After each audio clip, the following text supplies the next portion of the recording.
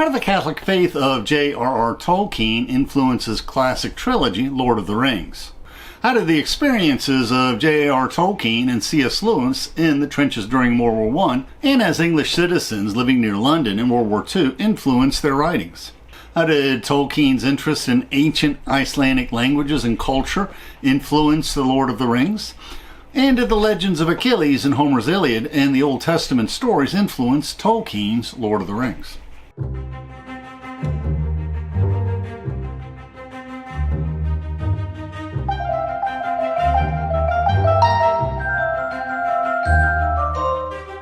Please, we welcome interesting questions in the comments. Let us learn and reflect together. At the end of our talk, we'll discuss the sources used for this video.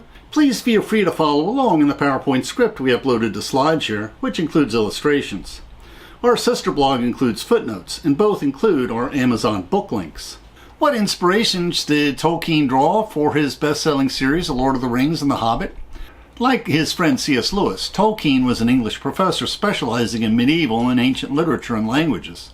When C.S. Lewis was contemplating whether to return to his Episcopal roots, abandoning his youthful agnostic views, Tolkien argued that he should convert to Catholicism, and C.S. Lewis resisted these pleas. Now, in my humble opinion, although C.S. Lewis was conducive to Catholicism and may have even confessed his sins to a priest, he likely thought he would be more effective evangelizing through his books as an Episcopalian. And indeed, he's one of those few apologetic authors whose writings are read by Protestants, Catholics, and Orthodox. Both Tolkien and C.S. Lewis fought in the trenches in France as British soldiers during World War I. They both lost many friends and fought beside them. They both experienced the horrors of war. Both were too old to serve in World War II, but this struggle against the evils of Nazism directly influenced C.S. Lewis's Mere Christianity and Tolkien's Lord of the Rings, which were both released shortly after the war. Unlike C.S. Lewis, Tolkien specialized in ancient Nordic languages, creating elfin and dwarf alphabets and scripts, as well as an elaborate backstory history for the creatures of Middle-earth.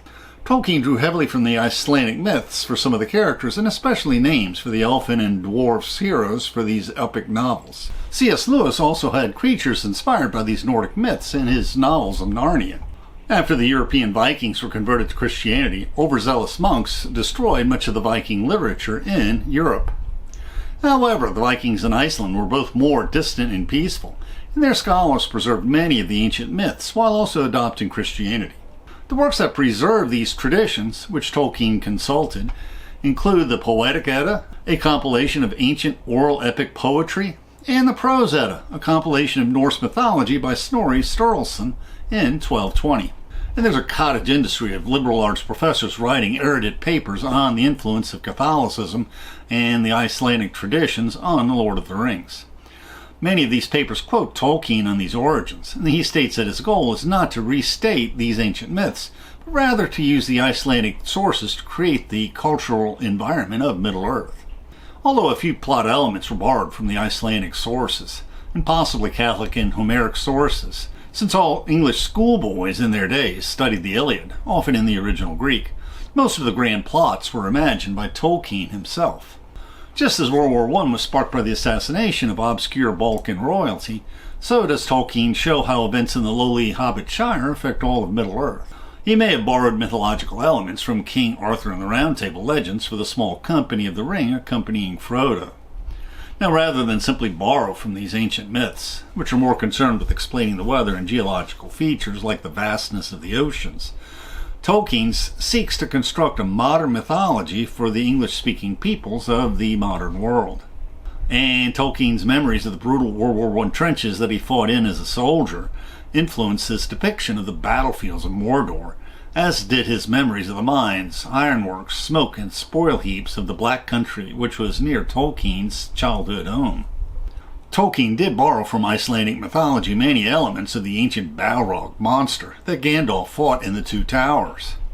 Although these ancient myths describe how heroes battled the Balrog, the hero does not gain mythic power by his vanquishing the monster, whereas our wizard's power is multiplied as the experience transforms him from Gandalf the Grey to the brilliant Gandalf the White. Likewise, many have compared the all-powerful elfin one magic ring to the magic wealth-making machine Sampo in the Finnish epic poetry compiled in the Kalevala in the 1800s. One Icelandic tour guide informs us that Gandalf himself is definitely influenced by the Norse god Odin, who, like the Greek god Zeus, heads the Nordic pantheon. Gandalf's character's name appears in the Poetic and Prose Eddas. Odin is often described in the old texts as the Wanderer, an old man with one eye, a long white beard, and a broad hat, wearing a cloak and wielding a spear.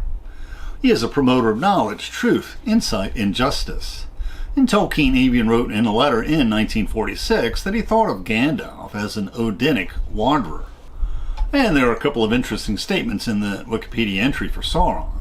First, Tolkien stated in his letters that although he did not think absolute evil could exist, as it would be zero, in my story, Sauron represents as near an approach to the holy evil will as is possible. He estimated, like all tyrants, Sauron had started out with good intentions, but was corrupted by power. Then he went further than human tyrants in pride and lust for domination, being in origin an immortal angelic spirit. And second, the classicist J.K. Newman comments that the Sauron's Greek name makes him the lizard, from the ancient Greek word for lizard or reptile. But you can compare the Ring Quest to the two world wars. The opening scene in The Fellowship of the Ring, the first book in the Lord of the Rings trilogy, is Bilbo Baggins' 11th birthday celebration, which occurs in Frodo Baggins' 33rd year. Now, we know that the ages and number of years are significant because Tolkien himself tells us they are in his dialogue. He says, "Together we score 144. Your numbers were chosen to fit this remarkable total. So perhaps the age of Bilbo Baggins, or 111, symbolizes the Trinity, Father, Son, and Holy Ghost. What's a possible significance of the sum of the ages of Bilbo and Frodo, or 111 plus 33 equals 144? Perhaps this is 12 squared, or 12 by 12. This likely refers to the number of the tribes of Israel, as well as the number of the disciples of Christ. And many commentators view Frodo as a type of Christ that saves humanity. But perhaps this 12 squared also suggests he's a type of Moses, who's also seen as a type of Christ. And Frodo is definitely seen as a reluctant prophet. Gandalf himself states that there was something else at work, beyond any design of the ring maker. Bilbo was meant to find the ring, and not by its maker. In which case you, Frodo, also were meant to have it, and that may be an encouraging thought. But Frodo disagrees. He is not encouraged by the awful responsibility of carrying the ring, just as Moses was a reluctant prophet when facing the burning bush. And Gandalf reveals to Frodo his destiny.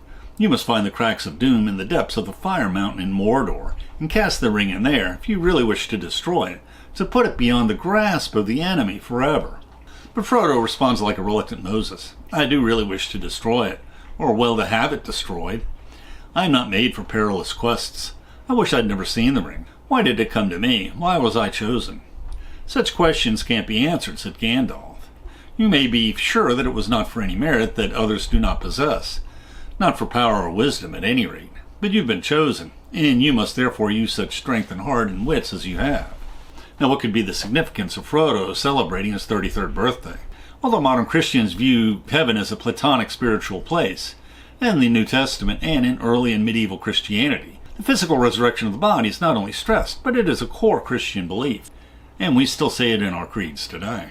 Peter Lombard references St. Augustine's City of God when he states that when our bodies are resurrected, each one will receive his own bodily size of his youth, even if he died an old man. His age will be that which Christ reached, or the youthful one, of about 30 years. For the age of Christ at his resurrection was 32 years and 3 months. But after Bilbo's birthday, when Frodo is but 33, Frodo stays in the Hobbitshire until a few years short of his 50th birthday. What is the significance of the number of years spent waiting in the Shire, until he departs on the quest to destroy the ring in the molten mountain of Mordor? And what's the significance of this 17-year gap? Is 17 a biblical number? But we do know that 1918 plus 17 equals 1935. And let's review the calendar. November 18th, World War I ends. And January 33, Hitler becomes Chancellor of Germany. March 93, Enabling Act. Hitler is now Führer, dictator of Germany. And many good men are deceived into trusting Hitler to defend Germany from communism. In 1934, Night of the Long Knives, the SA leadership and Hitler's enemies are murdered in cold blood, and the 17-year gap ends in 1935. 1936, Berlin Summer Olympics, the Anschluss, German annexation of Austria, the Munich Agreement, clearing the way for German annexation of Czechoslovakia, and Kristallnacht, Night of Broken Glass. SS stormtroopers and the Gestapo initiate the looting and burning of Jewish synagogues, stores, and homes, while ordinary Germans look the other way. And this is the second watershed event when the dark character of Nazi Germany is revealed. And, of course, 1939, Nazi Germany invades Poland. And that's the beginning of World War II in Europe. The Fellowship of the Rings was originally published in 1954, soon after C.S. Lewis published his Mere Christianity and his Chronicles of Narnia. When the memories of the Great War, when Kaiser Wilhelm's Germany was defeated in World War I, and the defeat of Nazi Germany in World War II, and the nuclear annihilation of Hiroshima and Nagasaki were still very vivid and fresh. And the Dark Riders from Mordor, ruthlessly searching for the Master Ring hanging on Frodo's necks, would have reminded the first readers of The Lord of the Rings of the SS stormtroopers and Gestapo in their ominous dark uniforms, which were also inspired by pagan Nordic mythology. Who's the enigmatic Tom Bombadil? In their initial journey from the Hobbitshire to the Elfin Palace in Rivendell, they are rescued by Tom Bombadil. And who is this enigmatic magical character? Tom Bombadil has no clear antecedent in either Nordic myths or the Old Testament or any other tradition such as the Iliad. Dr. Wikipedia says that Tolkien stated he invented Tom Bombadil in memory of his children's Dutch doll. He first appeared in his 1934 poem titled The Adventures of Tom Bombadil. Tolkien commented further that even in a mythical age there must be some enigmas, as there always are. Tom Bombadil is one. Tolkien said little of Tom Bombadil's origins, and the character does not fit neatly into the categories of beings Tolkien created. Bombadil calls himself the eldest and the master. He claims to remember the first raindrop and the first acorn, and he knew the dark under the stars when it was fearless, before the Dark Lord came from the outside. When Frodo asks Goldberry, his companion, just who Tom Bombadil is, she responds simply by saying he is. Some critics have taken this dialogue as a reference to God's statement, I am that I am in the book of Exodus, an idea which Tolkien himself denied was an influence. Dr. Wikipedia continues, in response to a letter, Tolkien described Tom in The Lord of the Rings as just an invention, and not an important person to the narrative, even if he represents something that I feel important, although I would not be prepared to analyze the feeling precisely. I would not, however, have left him in if he did not have some kind of function. And Tolkien invented Tom Bombadil to add to the adventures experienced by Frodo and his Hobbit companions, as Dr. Wikipedia's footnotes explain. Who is Tom Bombadil's fairy companion, Goldberry? She appeared in Tolkien's 1934 poem, Adventures of Tom Bombadil, where she drags Tom Bombadil into the river. He escapes only to capture her as his bride. Now, marriage compelled by kidnapping was common in the ancient and medieval world, and was forbidden by several church councils, including the Council of Trent. Like Tom Bombadil, she doesn't fit easily into the races of Middle-earth in Tolkien's trilogy. Goldberry is either a river goddess or a water nymph or something similar. Frodo suggests this when he cries out to his companions, Goldberry, my fair lady, clad in silver green. We have never said farewell to her, nor seen her since the evening. Then they looked, and there on the hill brow she stood beckoning to them. Her hair was flying loose as it caught the sun, and it shone and it shimmered. A light like the glint of water on dewy grass flashed from under her feet as she danced. Now, did this echo the flaming hair of Achilles in the Iliad that frightened the Trojans? Perhaps, but the context differs. Tolkien, like all well-educated British schoolchildren, would have read the Iliad. Homer in the Iliad tells us that the goddess Iris brings a message to Achilles that he should dally in camp no longer, that he should march out to battle with his fellow Greeks. Achilles reminds her that he has no armor, and that he cannot fit into the armor donned by any other Greek. And his mother, the goddess Thetis, informs him that she asked the god Hephaestus to forge him a suit of armor befitting the gods, but this armor would not be ready for him before the morning light. So what should Achilles do that day at dusk? Homer in his Iliad sings, quick as the wind the goddess had a plan. We know, we too, they hold your famous armor. Still, just as you are, go out to the broad trench and show yourself to the Trojans. Struck with fear at the sight of you, they might hold off the attack. And in one of the most famous scenes of Western literature, Achilles climbed up to the top of the ramparts surrounding the Greek camp. The goddess Athena swept a golden cloud to crown his head, and from it she lit a fire to blaze across the field. Achilles rose and loosed an enormous cry, and off in the distance the god Pallas shrieked too, and drove unearthly panic through the Trojans. Poets picture the mighty Achilles, larger than life, thundering on the ramparts, hair ablaze, lighting up the dusk of the seashore as the sun sets in the east, much as Goldberry appears in The Dusk of the Hobbits. Now, neither Tom Bombadil nor Goldberry are in the movie, quite likely because the movie couldn't include everything in the book, as this is just a side adventure of the Hobbits. And what inspired the account of Frodo surviving the raging river when he was chased by the Dark Riders? In the first book of the Fellowship of the Ring, Frodo and his hobbit band of friends, joined by the ranger warrior Strider whom they encounter in the village of Bree, travel to the elfin sanctuary in Rivendell, evading the cloaked evil Black Riders riding black horses. These Black Riders on horseback are drawn to Frodo, the bearer of the one magical ring. In a skirmish en route, the leader of the Night Riders wounds Frodo with a cursed blade, causing him to feel ill, sapping his strength. Pursued by the Black Riders, Frodo and his companions start hurrying across the ford of Bruinen on the border of Rivendell. Our author Tolkien narrates, "They came a roaring and a rushing, a noise of loud waters rolling many stones. Dimly Frodo saw the river below him rise, and down along its course there came a plumed cavalry of waves. White flames seemed to Frodo to flicker on their crests, and he half fancied that he saw amid the water white riders upon white horses with frothing manes. The three riders that were still in the midst of the ford were overwhelmed. They had disappeared, buried suddenly under angry foam, and those that were behind drew back in dismay." And Tolkien continues, "With his last failing senses, Frodo heard cries, and it seemed to him that he saw, beyond the riders that hesitated on the shore, a shining figure of white light. Behind it ran small shadowy forms waving flames that flared red in the gray mist that was falling over all the world. The black horses were filled with madness, and leaping forward in terror, they bore their riders into the rushing flood. Their piercing cries were drowned in the roaring of the river as it carried them away. Then Frodo felt himself falling, and the roaring and the confusion seemed to rise and engulf him together with his enemies. He heard and saw no more." Now, after Frodo recovered after several days of healing rest in the elfin palace, Gandalf told him that though the Dark Riders likely survived, their horses perished, which temporarily slowed their pursuit. "Who made the flood?" asked Frodo. "Elrond, the river god, commanded it," answered Gandalf.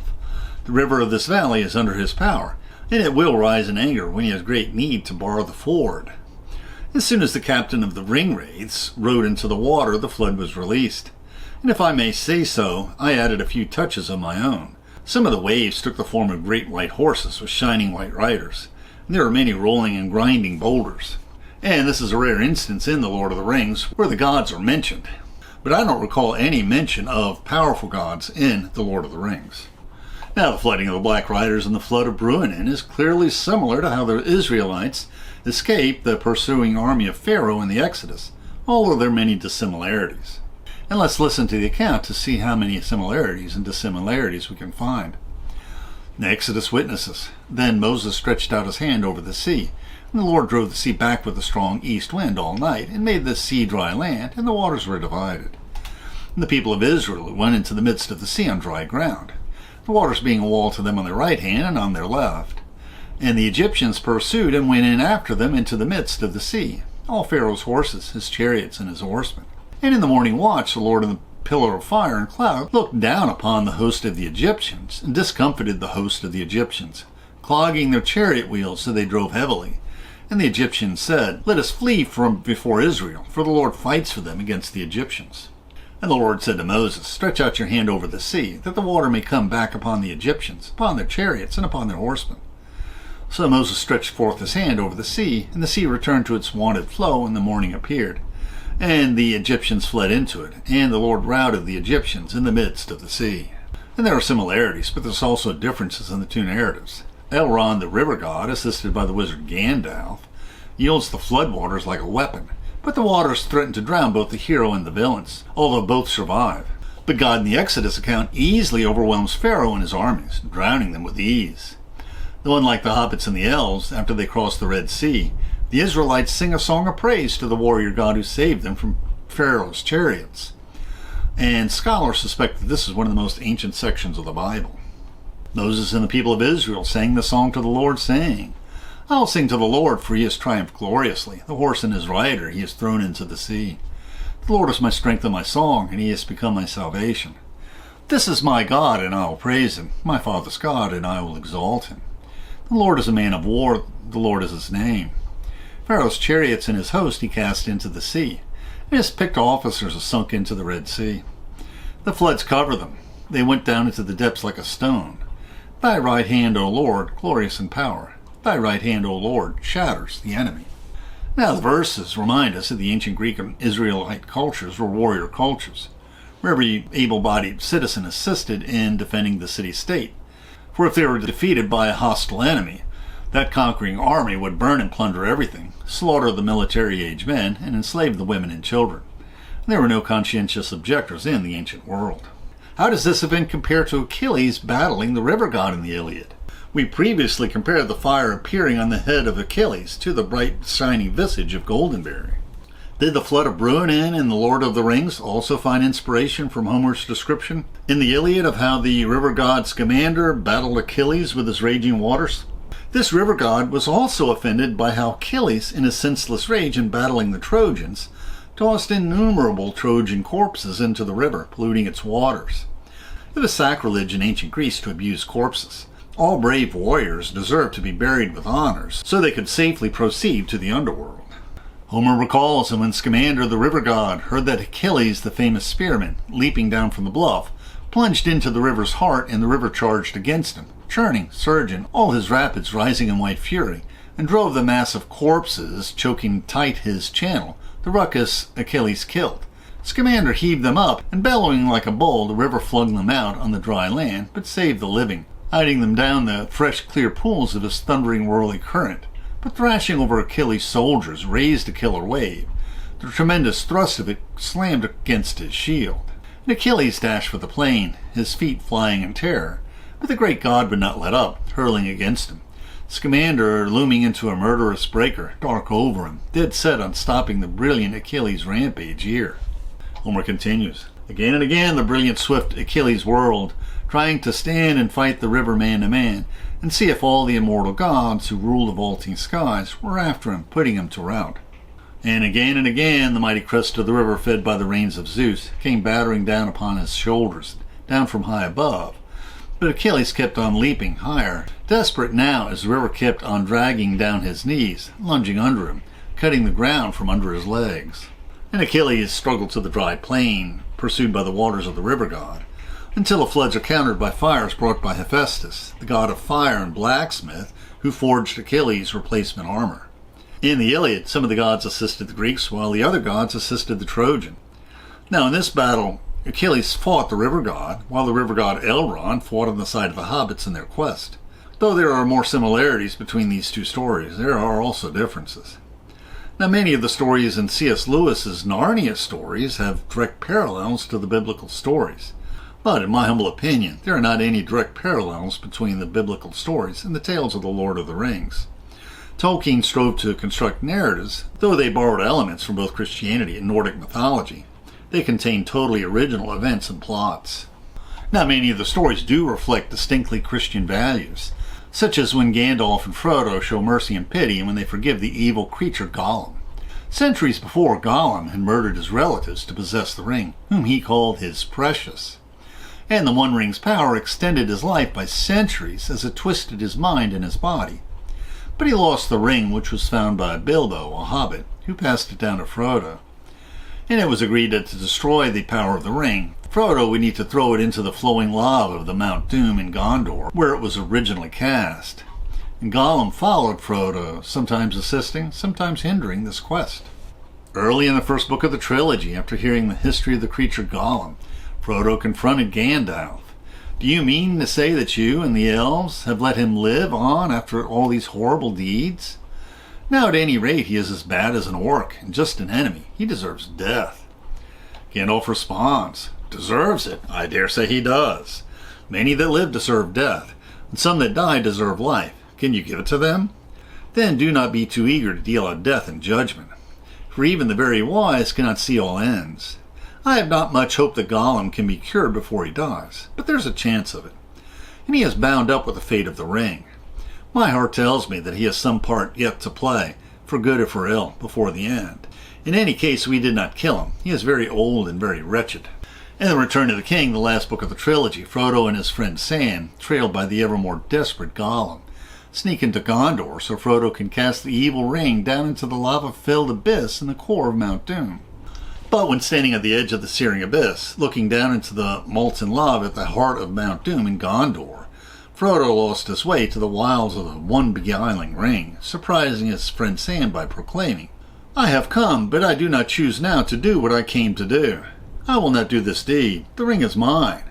And suddenly, as he set it on his finger, he vanished from Sam's sight, and Sam gasped. The evil towers of Mordor shook, and the Dark Lord now could see Frodo wearing the mighty ring at the edge of the abyss. Gollum caught up to them, knocking Sam down, his head hitting the rock floor, as Gollum rushed Frodo to claim his precious for himself. Tolkien's narration continues. The fires below awoke in anger, the red light blazed, and all the cavern was filled with a great glare and heat. Suddenly Sam saw Gollum's long hands draw upwards to his mouth, and his white fangs gleamed and snapped as they bit. Frodo gave out a cry, and there he was, fallen upon his knees at the chasm's edge. But Gollum, dancing like a mad thing, held aloft the ring, the finger still thrust within its circle. It shone now as if verily it was wrought of living fire. "Precious, precious, precious," Gollum cried. "My precious, oh my precious." And with that, even as his eyes were lifted up to gloat on his prize, he stepped too far, toppled, wavered for a moment on the brink, and then with a shriek he fell. And out of the depths came his last wail, "Precious," and he was gone. With that, the flames leaped up, the towers fell, and the evil empire of Gondor collapsed. The armies outside, led by Strider and Gandalf, sensing the ring-bearer had fulfilled his quest, thrusting the one ring into the bubbling lava of Mount Doom, easily conquered the demoralized armies of evil orcs. Relieved, Frodo reminded his friend Sam, "Do you remember Gandalf's words? Even Gollum may have something yet to do. But for him, Sam, I could not have destroyed the ring. The quest would have been in vain, even at the bitter end. So let us forgive him, for the quest is achieved and all is over." Now, the last story has no parallel in the ancient myths, and I don't recall any passage in the Old or New Testament where someone faces a temptation they cannot resist, even with assistance with the grace of God. However, there are multiple stories where people's actions are ascribed to demons that possess them, until Jesus casts them out. Now we'll discuss the sources we use for this video. JRR Tolkien's Hobbit, and especially his trilogy, The Lord of the Rings, or compelling reads, where an alternate ancient universe is constructed with many races of people, elves, dwarves, orcs, and even walking and talking trees. But trying to suss out the direct Catholic influences is a little like looking for patterns in the clouds and the canals on Mars. You can find them if you want to find them. And there's a cottage industry of professors who write papers on the symbolic significance on the works of Tolkien as an academic hobby. But I just don't see many correlations outside the first chapter of the Fellowship of the Ring. And the flood at the ford of the Bruinen is very similar to both the Exodus crossing and Achilles fighting the river god, but there are also many more dissimilarities. And the Marvel comic universe includes some characters who are either gods or have godlike powers, like Thor and Storm. They may harness the energy of the universe, but they do not directly cause ordinary weather events. But on the other hand, their immense powers are a reflection of the nuclear age, where weapons are massively destructive. The Marvel Thor does not battle the serpent circling the earth as does the mythic Thor. Tolkien's superhero characters resemble more the Marvel characters than they do the gods in the ancient myths. Often scholars are too eager to speculate on what possible influences classical works and philosophies have. One example is the question, did Stoicism influence early Christianity, or did Christianity influence Stoicism? And perhaps a better narrative is both Stoicism and Christianity both contributed to and drew from the intellectual culture of the Roman Empire. Likewise, in literature, we have the question, was the story of the puppet that turned into a donkey in Pinocchio inspired by the man who was turned into a donkey in the ancient Roman novel, The Golden Ass by Achilles? As many scholars speculate. while Pinocchio was a story of how this mischievous puppet finally earned the right to be turned into a real boy after he repented of his many misfortunes caused by his poor life choices, and then formed good life habits. The Golden Ass is a ribald novel with many risque stories witnessed by the mute but intelligent donkey. And Pinocchio was turned into a boy at the end, as the hero in The Golden Ass was also turned into a young man. And I feel the same way about Tolkien's trilogy and the question of whether they were influenced by either Catholicism or Nordic or other ancient myths, and the influences are just too tenuous. If you're interested, you can read the professorial papers published on this topic. Now, we quoted briefly from the 4th volume of Peter Lombard's Sentences, which he compiled in the 12th century. Many medieval theology students were required to comment on Peter Lombard's Sentences, which were a compilation of biblical texts and excerpts from the early church fathers. And many medieval theologians published commentaries, but St. Thomas Aquinas' commentaries were so highly regarded that the study of the Sentences was deprecated. However, many modern scholars, including Dorsey Armstrong of the Great Courses Plus, posit that you would benefit from studying the Sentences before studying the works of St. Thomas Aquinas, and they are much easier and less boring to read. So we will reflect on the Sentences sometime in the future. The YouTube description includes a link to our PowerPoint script that we uploaded to SlideShare and also our blog. Please support this channel by sharing this video with your friends and by clicking on the like and subscribe buttons and by clicking on the Amazon links to purchase any of the books we discussed, which will earn us a very small affiliate commission. And please consider becoming a patron of our channel. Plus, we will host special discussion groups for our patrons. Plus, you can click on the Meetup or small M icon to participate in our online discussions, where we practice our future YouTube scripts. And please click on the links for other videos that will broaden your knowledge and improve your soul.